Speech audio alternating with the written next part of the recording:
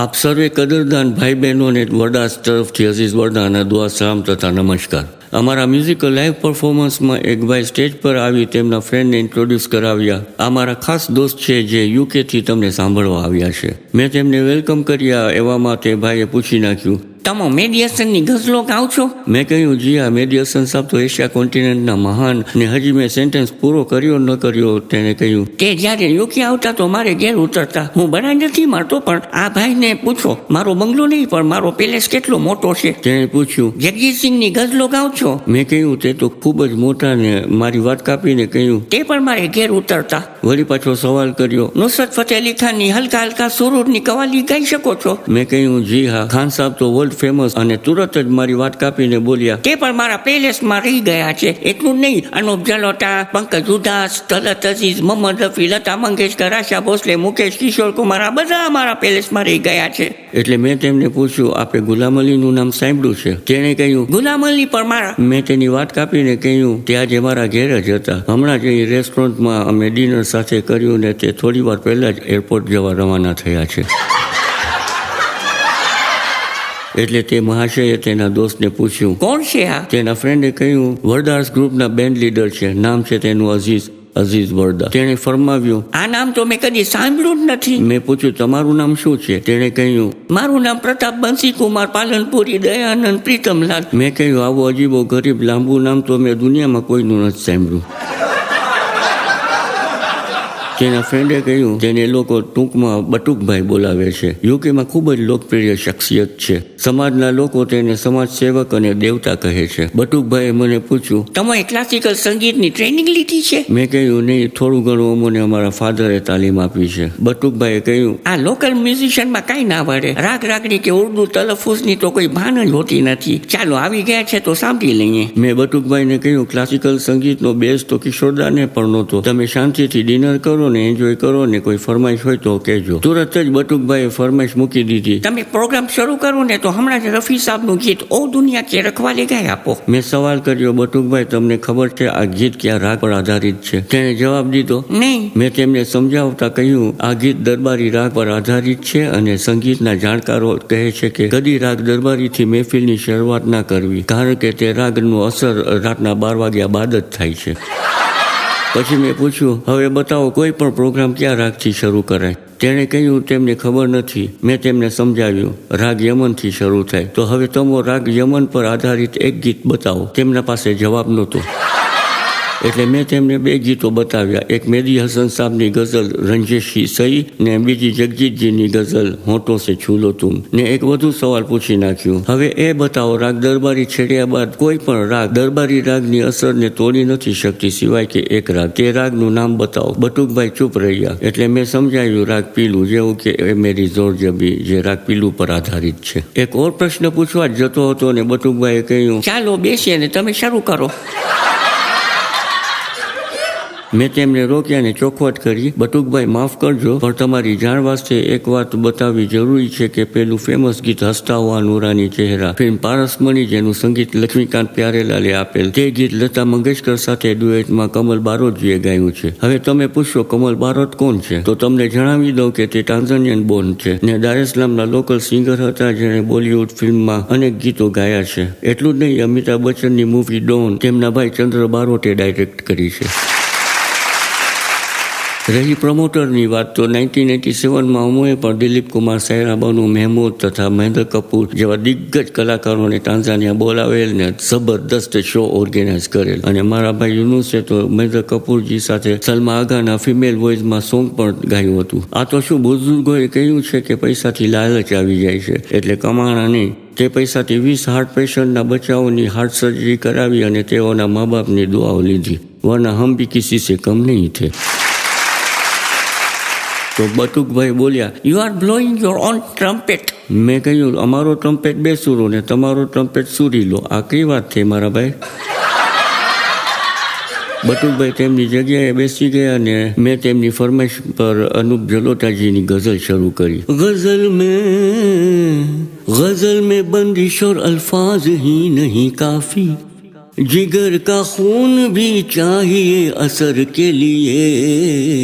મેં બટુકભાઈને પૂછ્યું, બતાવો આ શાયરીનો મતલબ શું છે? તેણે કહ્યું, એને તમને સમજણ પડી હોય તો બતાવો. મેં સમજાવ્યું, અહીં બંદિશનો મતલબ જે સંગીતના સૂરોને જોડી રાખે એ છે, અને અલ્ફાઝ એટલે શાયરીના શબ્દો તથા બંદિશ જ કાફી નથી. જીગર કા ખૂન ભી ચાહીએ અસર કે લીએ એટલે દિલની ગહેરાઈથી જીગરને ચીરી મૂકે એવી ગાયકીની અસર હોવી જોઈએ, જેથી સાંભળનારના દિલ પર અસર કરે.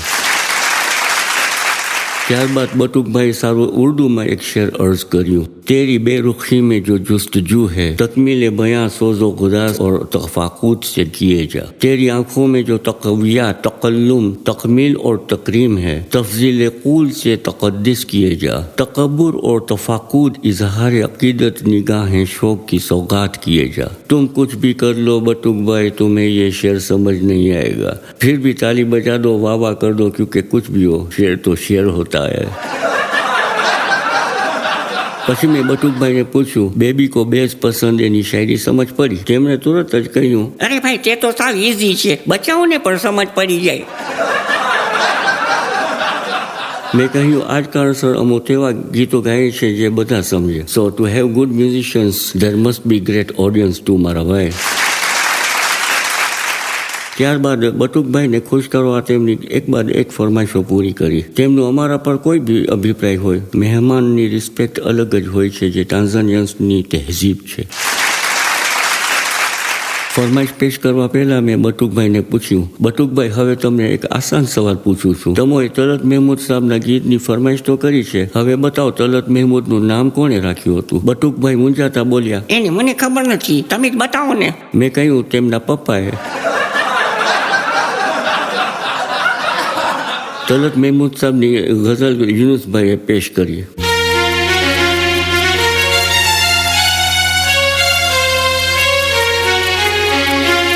तेरी आँख के आंसू पी जाऊं ऐसी मेरी तकदीर कहाँ, तेरे गम में तुझको बहलाऊं ऐसी मेरी तकदीर कहाँ, तेरी आँख के आंसू पी जाऊं ऐसी मेरी तकदीर कहाँ, तेरी आँख के आंसू पी जाऊं.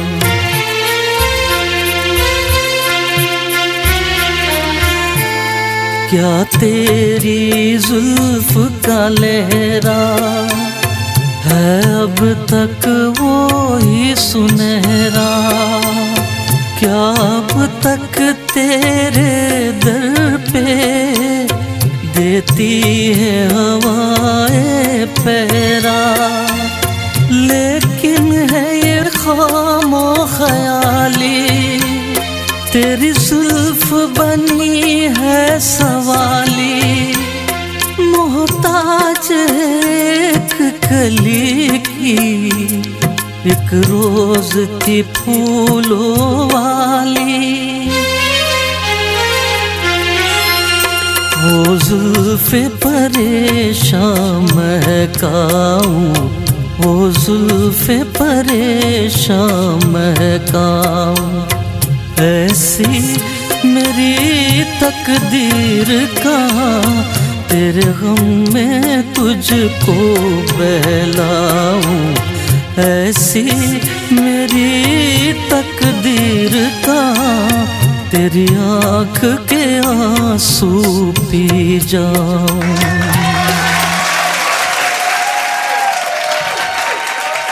પાકિસ્તાની સિંગર એસપી જોનની ગઝલની ફરમાઈશ મેં પૂરી કરી.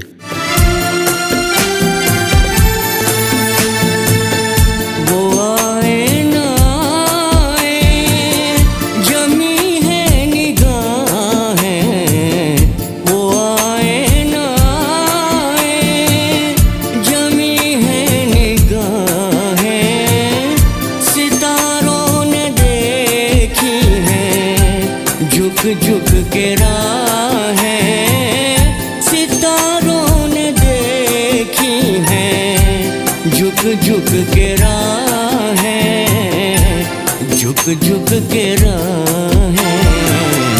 ये दिल बदगुमा है, नजर को यकीन है, ये दिल बदगुमा है, नजर को यकीन है, ये माना के महफिल जवां है, हंसी है, तू जो नहीं है तो कुछ भी नहीं है, ये माना के महफिल जवां है, हंसी है, तू जो नहीं है तो कुछ भी नहीं है।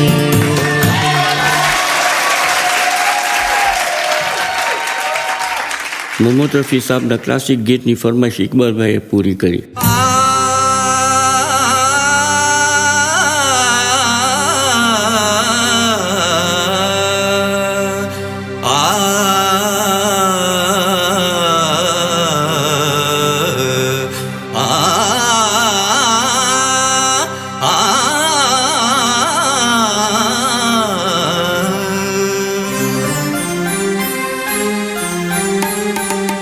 महल उदास और गलियां सोनी, महल उदास रे, महल उदास रे, महल उदास, महल उदास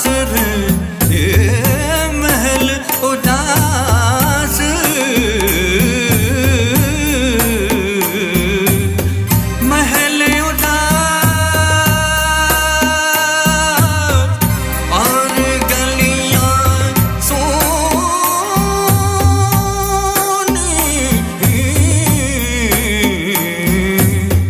महल उदास और गलियां सोनी,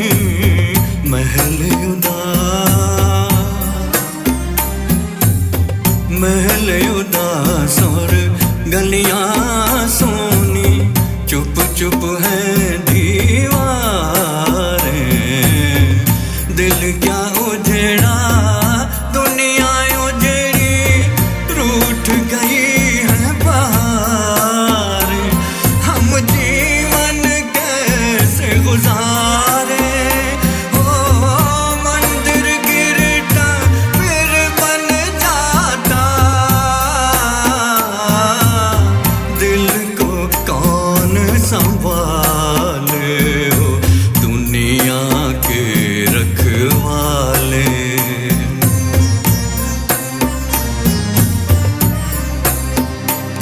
ओ दुनिया के रखवाले, सुन दर्द भरे मेरे नाले, सुन दर्द भरे मेरे नाले, ओ दुनिया के रखवाले, रखवाले,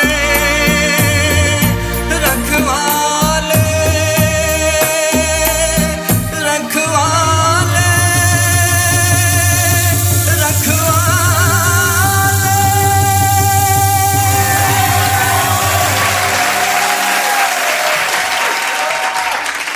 આમ રાતના 3 વાગ્યા લગી મહેફિલની જમાવટ થઈ. જતા જતા અલવિદા કહેવા બટુકભાઈએ આવીને કહ્યું, એને તમારા મ્યુઝિકથી તો મારું માથું દુખી ગયું. મેં હસતા હસતા કહ્યું, તો ત્યાં સુધી બેઠા કેમ હતા? તે ગુસ્સે થઈને બોલ્યા, તમે મારા હાલ પર હસો છો? કઈ ટાઈપના ઇન્સાન છો? મેં કહ્યું, એ વાત સાચી છે, કદી કોઈના હાલ પર હસવું નહીં તો આપણા હાલ પર એવા થશે. એટલે તો તમારા હાલ પર હસું છું કે મારા હાલ તમારા જેવા થાય ને એક પેલેસ બની જાય. બટુકભાઈ પર મને દયા આવી એટલે મેં તેમને કહ્યું, મારી પાસે એક ટેબ્લેટ છે, ખાશો તો હમણાં જ માથાનો દુખાવો મટી જશે, પણ હું ખાતરીપૂર્વક કહું છું કે તમે તે ટેબ્લેટ લેવા મના કરશો. તેણે પૂછ્યું, તે ટેબ્લેટનું નામ શું છે? મેં કહ્યું, ઈગો ટેબ્લેટ. તે ટેબ્લેટ આપણા દિમાગમાં જામેલા ઘમંડના બેક્ટેરિયાને નષ્ટ કરે છે, જેથી માથાનો દુખાવો તુરત જ ઉતરી જાય છે. પછી મેં તેમને પ્યારથી સમજાવ્યું, પૈસો એક ઝટકામાં, સુંદરતા એક બીમારીમાં અને ઇજ્જત એક ભૂલમાં લૂંટાઈ જાય છે. એટલે આ વસ્તુઓનું ઘમંડ ક્યારેય ન કરવું. સમાજના લોકો તમારું સન્માન કરે, ગુલાબના હાર કે બુકે આપે, સ્ટેજ પર સ્પેશિયલ ગેસ્ટ તરીકે ખુરશી પર બેસાડે, ભલે પછી તમારામાં કોઈ ગુણ હોય કે ન હોય, તમને બે સારા શબ્દો બોલતા આવડતા હોય કે ન હોય, છતાં તમારા માટે તાળીઓ પાડવામાં આવે અને વાહ વાહ કરી તમને દેવતા બનાવે. આ બધું ઢોંગ છે. નાટક કરવામાં આવે છે જેથી કરીને તેઓ તમારા પાસે ભવિષ્યમાં વધુ ડોનેશન ઉઘરાવવા માટે આવી શકે, ને એનું નામ જ સમાજ છે. તો મારા મોહતરમ ભાઈ, બડા આદમી બનના હો તો છીછોરી હરકતે મત કરો.